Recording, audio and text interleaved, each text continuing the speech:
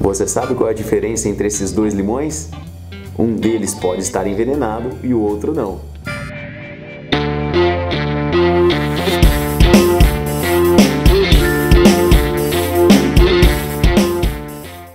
O que são os agrotóxicos ou agroquímicos? São substâncias químicas aplicadas nas grandes plantações na agricultura para controle e combate a pragas. E por que isso ocorre? Porque somente com agrotóxicos ou agroquímicos nós conseguimos ter uma grandíssima produção de alimento por praticamente todo ano e, sobretudo, dando muito lucro. Mas será que esses agrotóxicos podem fazer mal para a gente? Os agrotóxicos podem estar relacionados a doenças crônicas, como doenças renais, e há também vários fatores negativos, como casos de câncer. Isto me lembra a divulgação desta pesquisa aqui. O número de casos de doenças renais dobrou no Brasil nos últimos anos. Deixamos claro, gente, que os agrotóxicos não são aplicados de qualquer maneira. Existem estudos para que ele possa ser aprovado. No entanto, os estudos levam em consideração que, às vezes, mesmo que o agrotóxico possa fazer mal para o ser humano, se você esperar um tempo entre a aplicação dele e o consumo, os efeitos para o ser humano graves podem tender a zero. Então, o que deve acontecer é respeitar um período de carência do momento em que ele é aplicado até que você consuma este alimento. Este é o principal argumento que os grandes agricultores e os produtores de agrotóxicos vão ter para que possam aplicar esses produtos. Mas, João, será que os produtores respeitam esse tempo? A resposta para essa pergunta, gente, é simples: não dá para saber. Principalmente porque envolve dinheiro. Será que realmente todos os produtores deixam um certo alimento parado enquanto esse agrotóxico vai sendo degradado, digamos assim?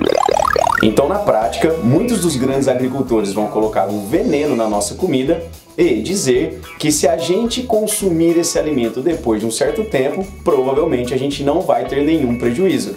Nós vamos ter que confiar que não vai ter veneno ali depois desse certo tempo. Mas uma pergunta é: será que o brasileiro realmente está consumindo esse agrotóxico, sim ou não? Veja essa pesquisa aqui, ó. Se você der um Google e digitar consumo de agrotóxicos pelos brasileiros, você já vai ver logo de cara esse link aqui. Olha só. O brasileiro, de acordo com o Planalto, ou seja, de acordo com o nosso próprio governo, consome cerca de 7 litros de agrotóxicos por ano. Veja o que está dizendo também neste pequeno parágrafo, que o Brasil é o líder no consumo de agrotóxicos no mundo.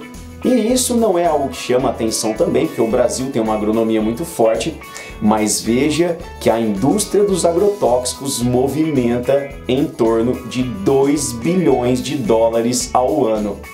Começou a entender por quê? Quando a gente bate de frente com esse assunto, incomoda muita gente. Se você fizer pesquisas, alguns vão dizer que não, deve ser ao redor de 5 litros.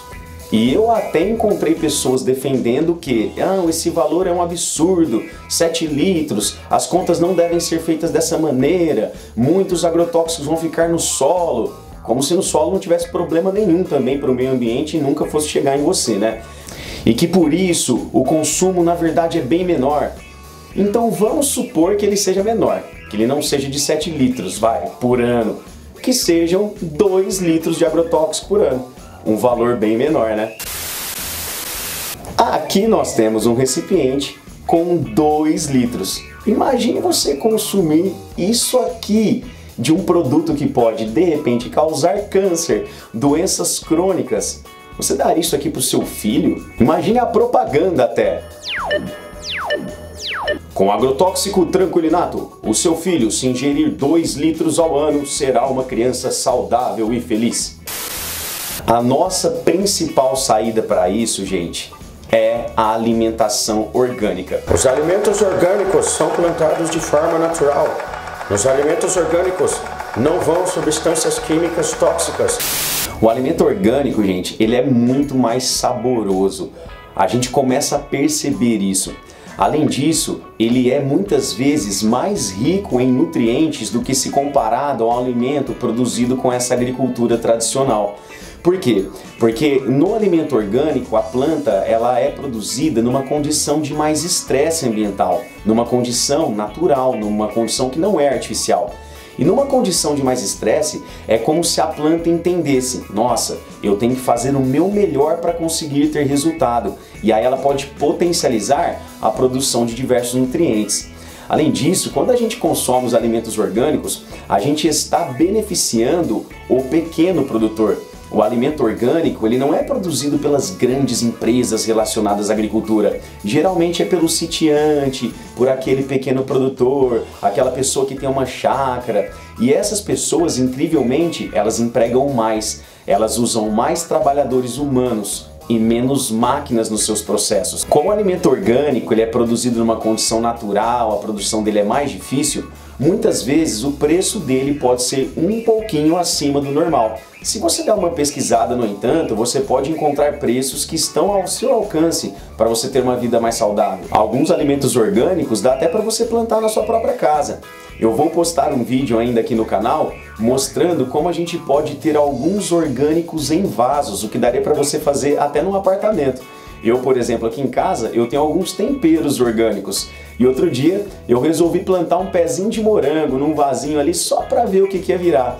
E não é que deu uns moranguinhos mesmo? 9 moranguinhos. Eu até postei uma foto desse moranguinho, né, do primeiro moranguinho no meu Instagram. Aliás, agradeço as pessoas que deram uma curtida lá no meu Instagram, da Coruja Sábia, sobre o meu moranguinho orgânico, porque a gente sabe, a vida do moranguinho orgânico não tá nada fácil no nosso país. E agora vai aqui, gente, uma última dica para você. Os alimentos, eles raramente vão ser produzidos numa condição natural durante praticamente todo o ano. Os alimentos, no geral, eles têm a certas épocas. Quando um alimento ele é encontrado em abundância fora de época, é muito mais provável que agrotóxicos, agroquímicos tenham sido utilizados.